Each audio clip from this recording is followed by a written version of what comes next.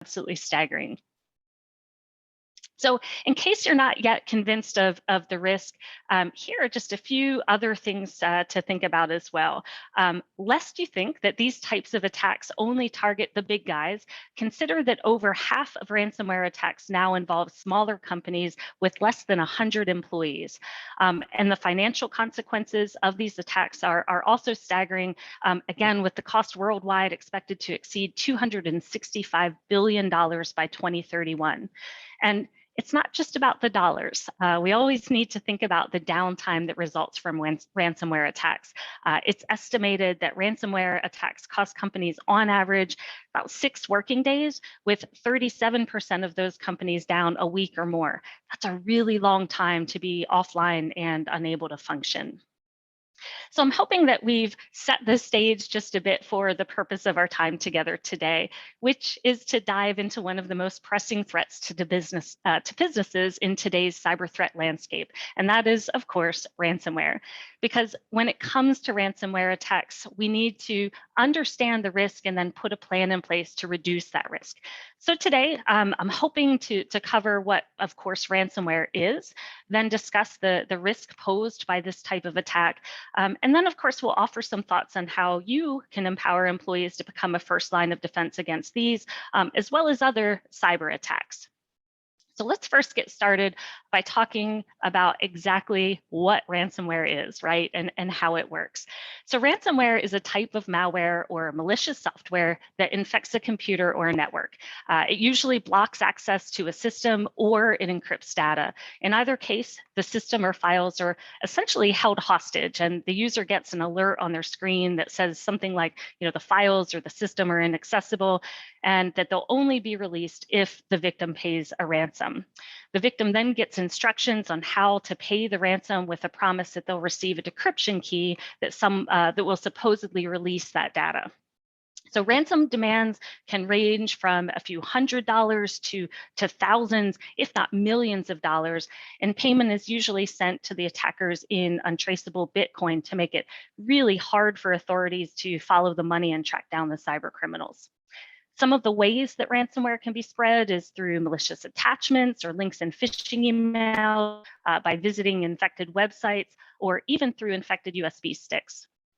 So just when you thought I was out of statistics, I couldn't help myself. Here are just a few more, because I think we really need to understand the risk, which is very real and very broad, with 61% of organizations around the world having to battle against a ransomware attack in 2020. I also feel like sometimes we can take a kind of what won't happen to me approach, right?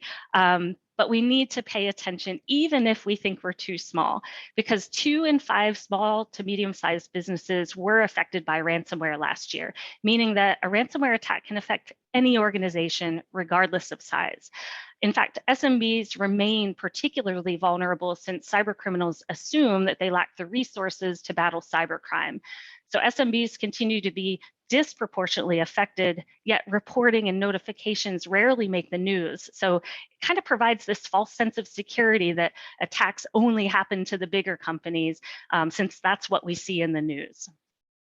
This third bullet here, I think, reminds us that even a successful recovery process can be quite time-consuming and costly, even if the proper tools are in place. The national average of incident downtime has expanded to 23 days in 2021. That's a really long time for businesses to be down and not operational while they're scrambling to recover from a ransomware attack. And by the way, over 60% of small businesses that suffer a ransomware attack never fully recover, and they end up going out of business. And how about this one? The average cost of a ransomware attack has increased by more than 40% over 2020, costing an average of over $220,000.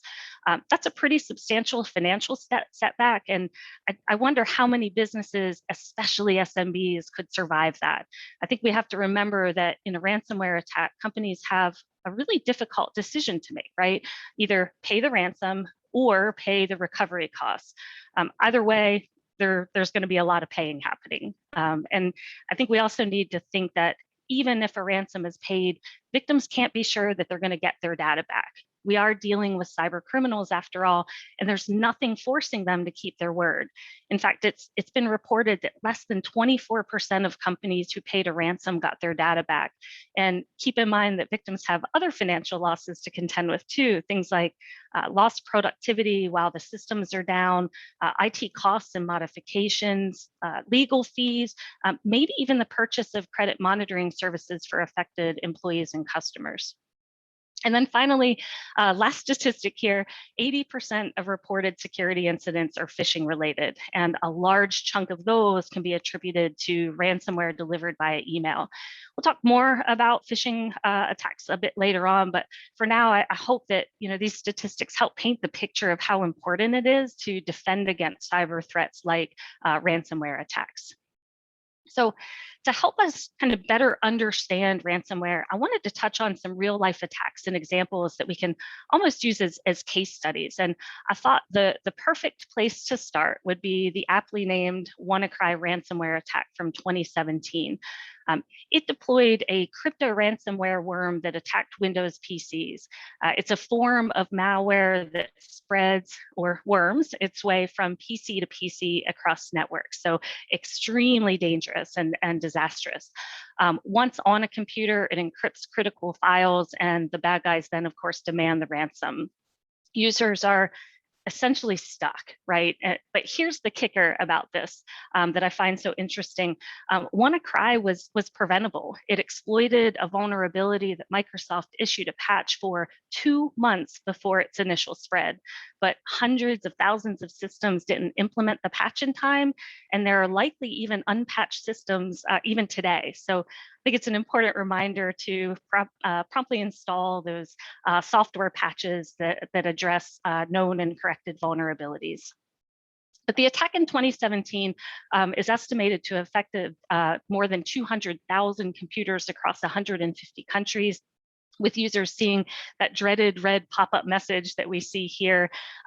It might be a little bit hard to read, but it included some really strong and urgent ransom demands. It says, the victim has 3 days to pay, after which the price will double. And if it's not paid in 7 days, the files are lost forever.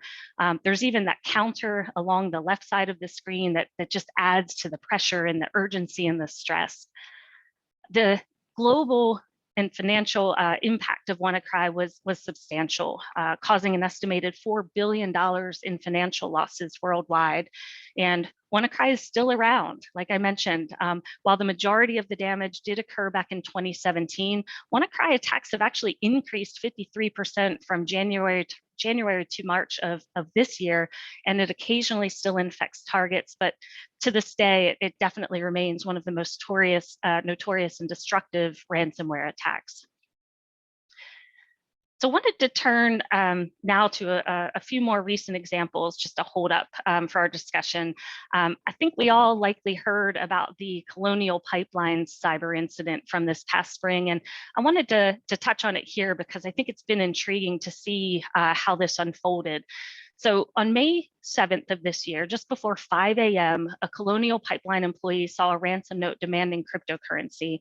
And as a result, the company that provides about half the gas and jet fuel and diesel for the entire East Coast, it proactively shut down the entire pipeline by 6:10 a.m. in order to freeze IT systems and hopefully contain the attack.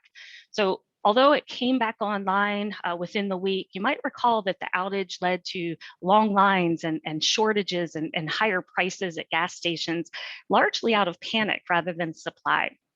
Well, the attackers were part of the dark side cyber gang, and on May 19th, Colonial acknowledged that with the assistance of the FBI, it paid $4.4 million worth of Bitcoin to the organization, although some of that money was later recovered by authorities. The cyber criminals then sent a software application to restore the network, although it operated and came back online very slowly.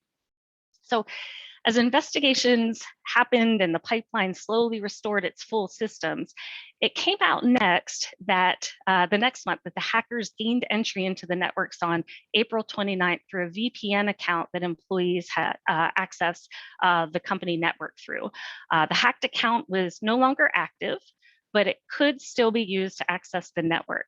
The password for the account was found in a batch of leaked passwords on the dark web, which means that a Colonial employee may have used that same password on another account that was previously hacked.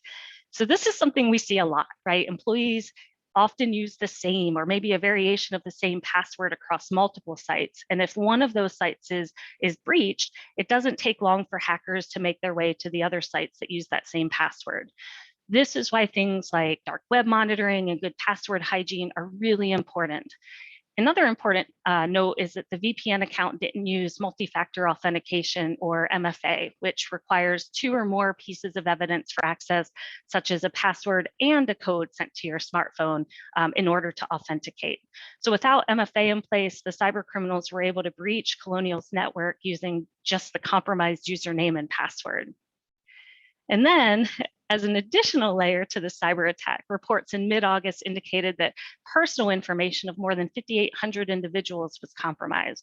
The exposed data included things like names and contact information, birth dates, social security numbers, driver's license numbers, even health insurance information. And those individuals that were compromised were mostly current and former employees and their family members. According to the breach notification letter that was sent out by the company, Colonial is offering affected individuals 2 years of credit monitoring services, which of course just adds to the piling amount of expenses for them to get through this cyber incident. So the Colonial Pipeline ransomware attack raises certainly a lot of questions about the security of our major infrastructure and how it's imperative to prevent future hacks that exploit vulnerabilities. Although the pipeline was able to get back up and running before there was a major or prolonged disruption to fuel supplies, the next one, and a lot of experts think that there will be a next one or maybe several next ones, could be a lot worse if measures aren't taken to prevent it. Wanted to touch on just a few more examples, recent examples, including one that happened just a couple short weeks ago that may have impacted some of your TV watching habits. Sinclair Broadcast Group is the second largest TV operator in the country with more than 600 local channels across the country. They fell victim to a ransomware attack that encrypted some of its key operational services and broadcasts. On the early hours of Sunday, October 17th, hackers took down Sinclair's servers and systems, and the companies really struggled to stabilize operations and get back up and running. There have been lots of reports of employees dishing on just how chaotic and disordered the recovery efforts are, and it's weird to note that a communications company has actually not had much to say about the attack. From the outside, I think the company's response seems a bit lacking and chaotic, and I think it's a good reminder that we need to have a solid incident response plan in place so that if the unthinkable does happen, we're prepared and we have that clear plan to follow, even when the stress and anxiety and emotion kicks in, we just follow the plan.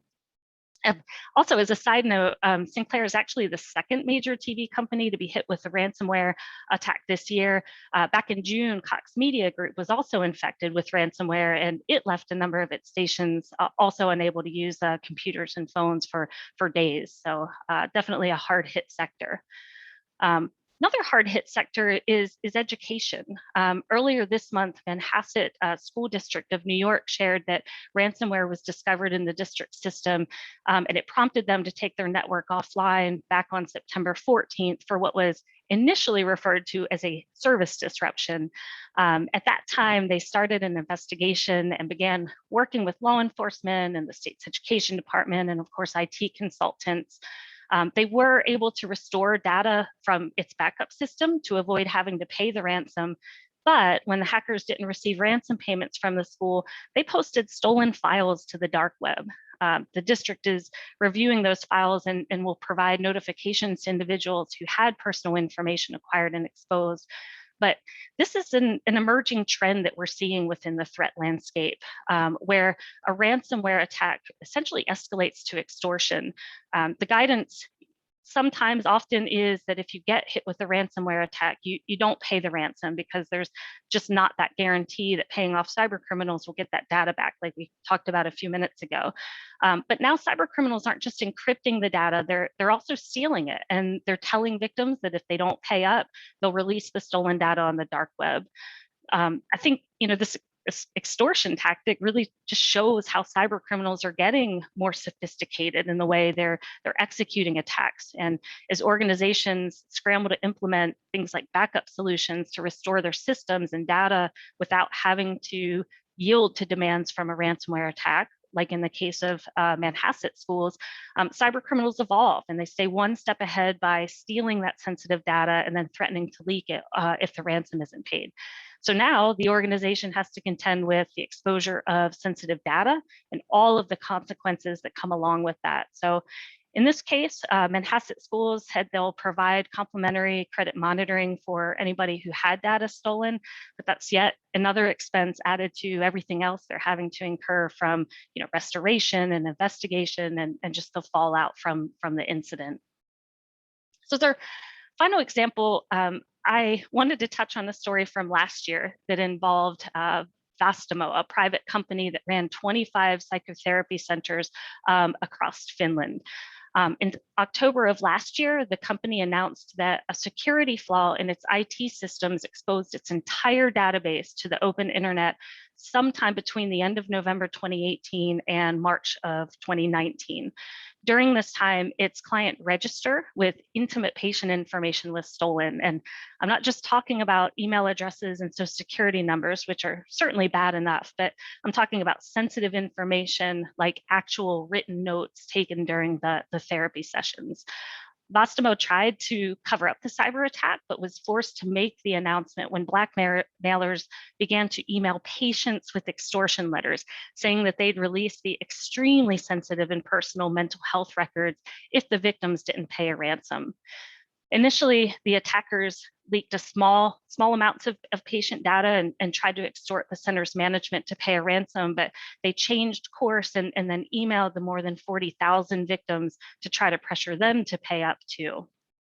So unsurprisingly, the breach has been catastrophic for the company, right? Resulting in the swift dismissal of the CEO and investigations into the company and its employees to see if there was criminal intent or negligence, and then the eventual collapse of the company into bankruptcy.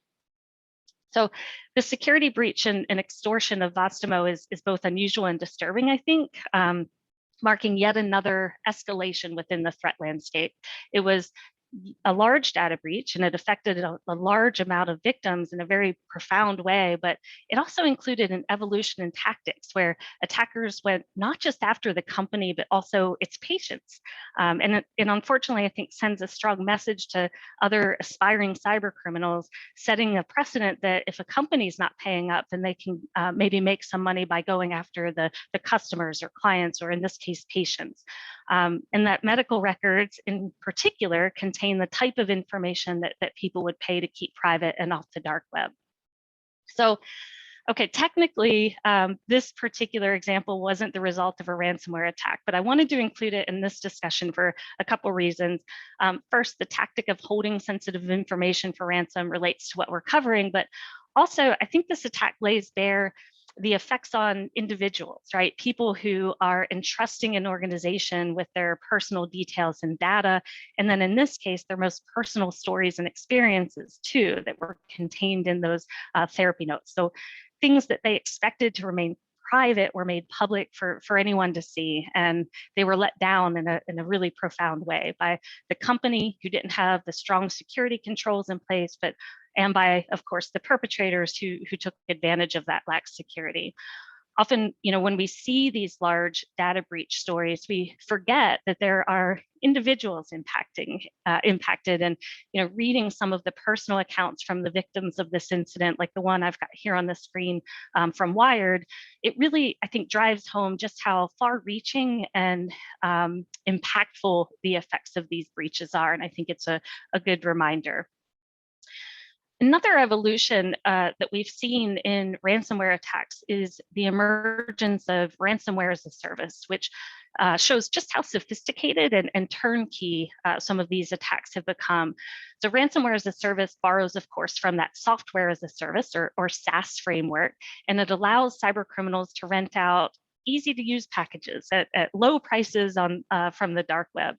So for just a few $100s a month, cyber criminals essentially subscribe to a service and get a dashboard like what we see here on the screen. They can add in all of the contacts and companies that they're going to launch an attack against, all those people that they'll send ransomware to, and they can even use pre-made templates that are ready to go. They easily launch an attack and then just kind of monitor through this dashboard. They can see who's opened, who's clicked the link, who's paid the ransom. This whole ransomware as a service really operationalizes and scales those ransomware attacks. And it even allows cyber criminals with limited technical skills to launch attacks without too much difficulty. Many of the biggest and most recent attacks in the news were a result of this type of subscription service. So we've talked through quite a few statistics and examples to emphasize that the risks and consequences of ransomware attacks are quite real and quite broad.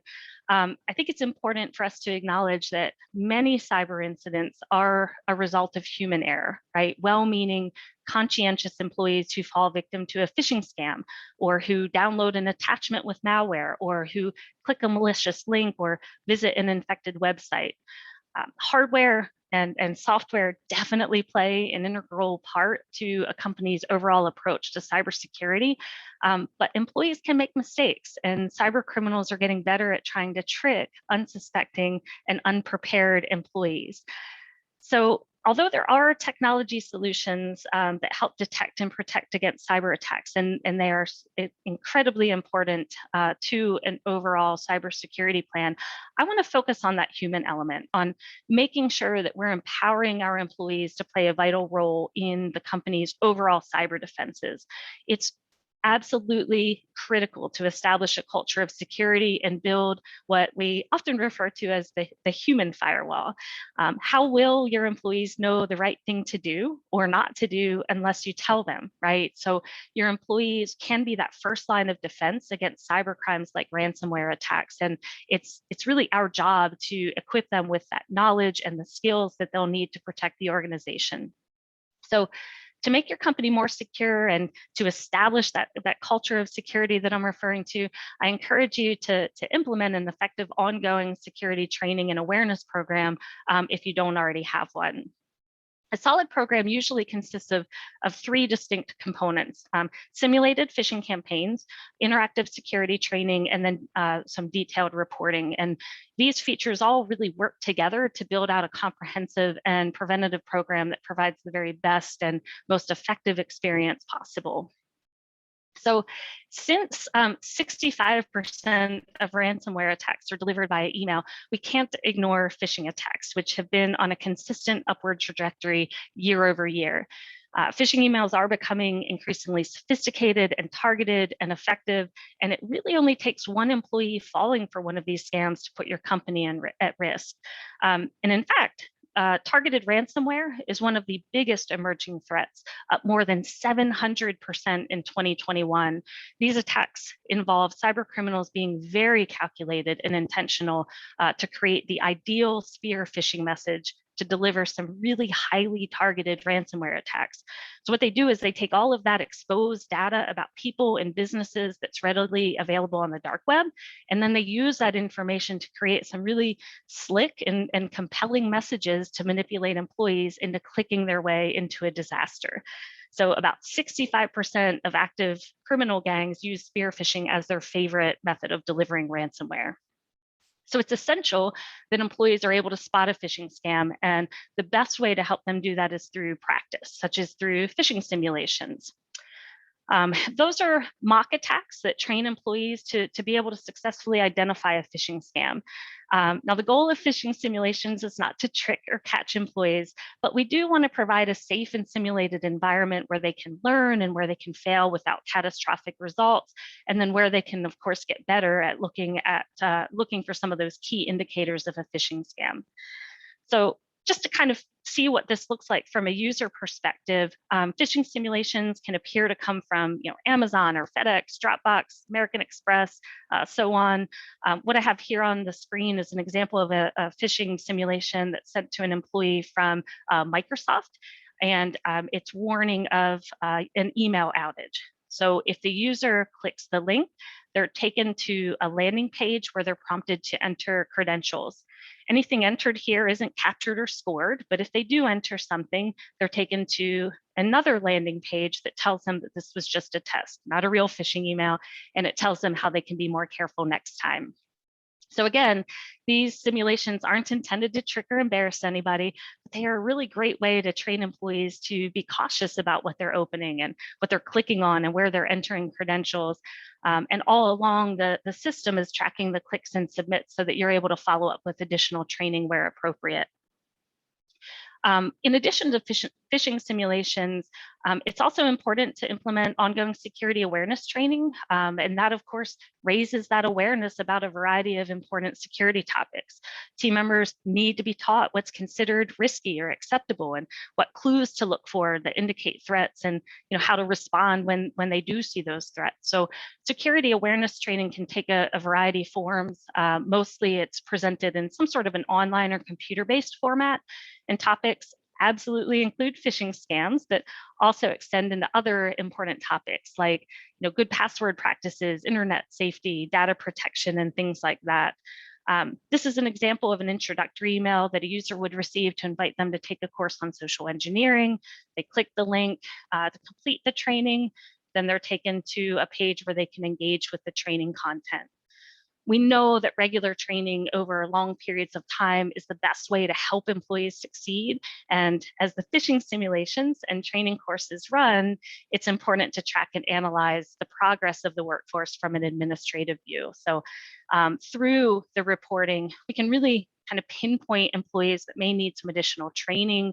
We can see the progress across the organization. We can identify any gaps and vulnerabilities. Maybe you've got a few employees who consistently fall for phishing emails, or maybe there's a particular topic or set of topics that multiple employees are struggling with. The reports can really help address those weaknesses and improve and build out the program as a whole. And I know that the team at Verity can certainly help identify those trends and provide some guidance as well. Because I think these days, security is everybody's responsibility, and even seemingly harmless behaviors or those small mistakes can have some pretty big consequences. So ongoing security awareness training and phishing simulations really help get everybody in an organization on the same page, and it reduces the risks and incidents and ultimately helps to protect the company and its employees and its customers. So as cyber threats like ransomware continue to increase and evolve and expand, we can really help our team members be that first line of defense through consistent simulations and training, something I know the team at Verity believes in and helps with as well. So with that, I'll turn it back over to Liz for maybe any additional thoughts and maybe address any questions that might have come through. Awesome. Thank you so much, Kim. That was amazing presentation. And thank you everybody for joining us today. We actually did have a few questions roll in if you want to help answer some, Kim. Sure. Okay. The first one that came in was, how do you ensure your employees aren't using weak passwords? Yeah, great question. So I know we talked about that in the presentation and how that password crisis has really kind of exploded and makes us vulnerable. And unfortunately, we can never be absolute certain that employees are using strong passwords. We can absolutely, set the criteria, provide the training, help them understand the importance of it, but we can't ever be absolutely certain. You can take some steps to enforce strong passwords, however, things like strong password policies, security awareness training, which we've talked quite a bit about today. And then, of course, password management tools have come a long way and provide a really nice balance between security and convenience as well. So I think that's a really good solution to look into if that's not something you already have in place. Perfect. And then, are you ever fully protected from ransomware? Yeah, another really great question, and I wish I know the answer you hope to hear here is yes, but unfortunately, you can never be fully protected from ransomware or any other cyber threat. They are constantly expanding and evolving, and again, trying to stay one step ahead. And If there were that kind of silver bullet out there that could kind of cover every attack, every threat, every risk, but we haven't found it yet. So the best way to protect yourself from ransomware is to prevent it from happening in the first place. So I really encourage anybody to, think about what a strong cybersecurity plan for your company would look like, and that can help your team really proactively prevent and detect and recover from things like ransomware attacks by monitoring for suspicious activity in the network, hopefully before a data loss event. Great answer. Unfortunately, that is all the time that we have for today. If I didn't get to your question, I will personally reach out this week and I'll provide some answers for you.